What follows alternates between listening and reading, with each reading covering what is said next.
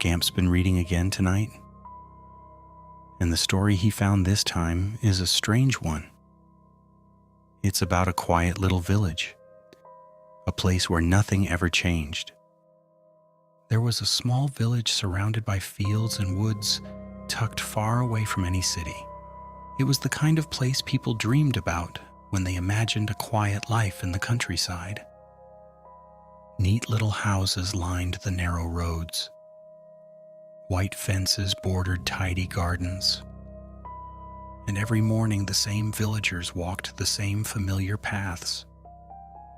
The baker opened his shop at dawn.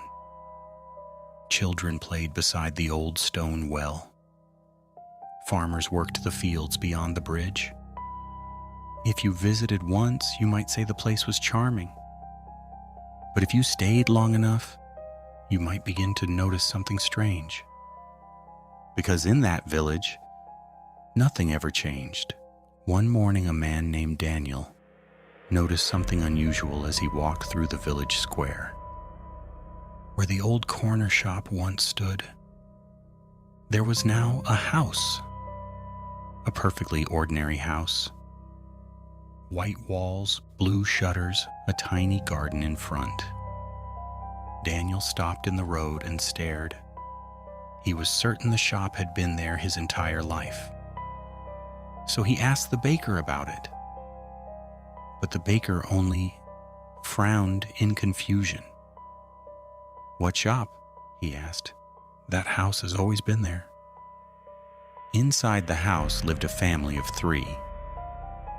They smiled and waved whenever Daniel passed by.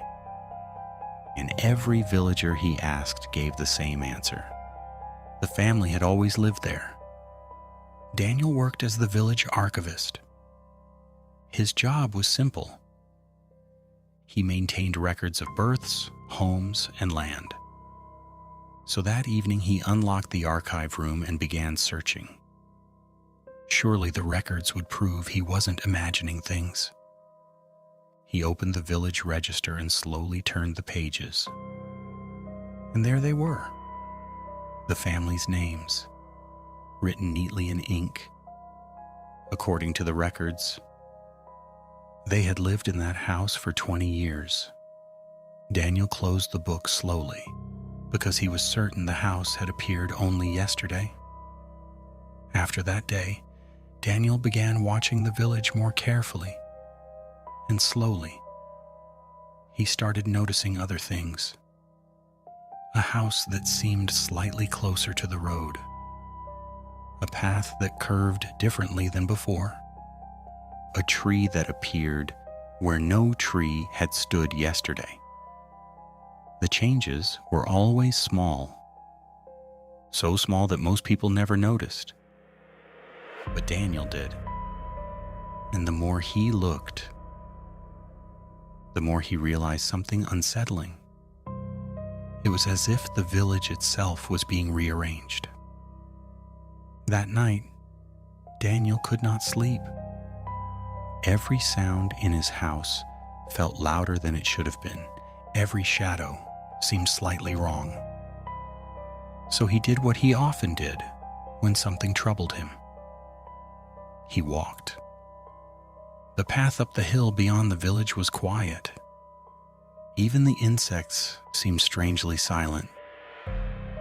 When he reached the top, he turned and looked down at the village. At first, everything seemed normal. The same houses, the same roads.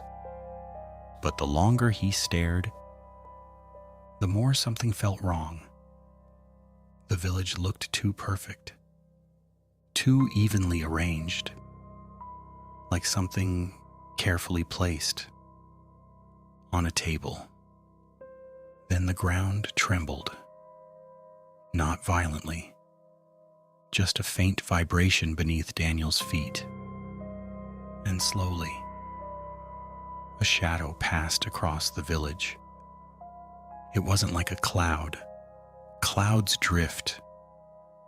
This shadow reached, stretching across rooftops and streets, like long fingers sliding across a surface. Daniel's stomach dropped because the shadow looked like a hand. The next morning, something had changed again. At the edge of the village, where there had only been grass the night before, a new house stood. Daniel already knew what would happen when he asked about it. And sure enough, the baker smiled. "The Turner family lives there," he said. "They've been here as long as anyone." The records in the archive said the same thing. 22 years. As if the house had always existed. That night, Daniel climbed the hill again. But this time, he climbed higher. Past the hill, past the trees, until the ground beneath him changed. It no longer felt like soil. It felt smooth, flat, wooden, slowly. Daniel looked up, and the world expanded around him. The village was no village at all. It sat inside a wooden playset on the floor of a child's bedroom. Tiny houses, tiny roads, tiny people, and beside it, a young girl sat quietly on the carpet, humming to herself as she played.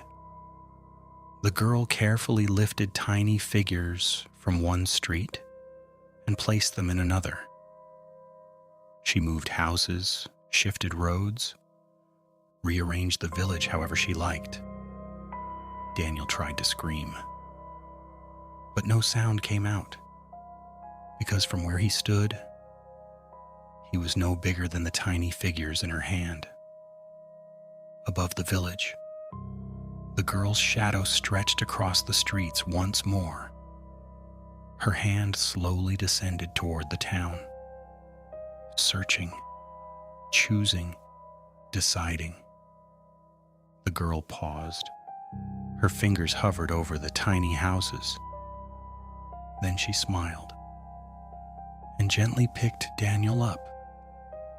She gently tossed him into a plastic box full of wooden figurines and placed down a brand new wooden family.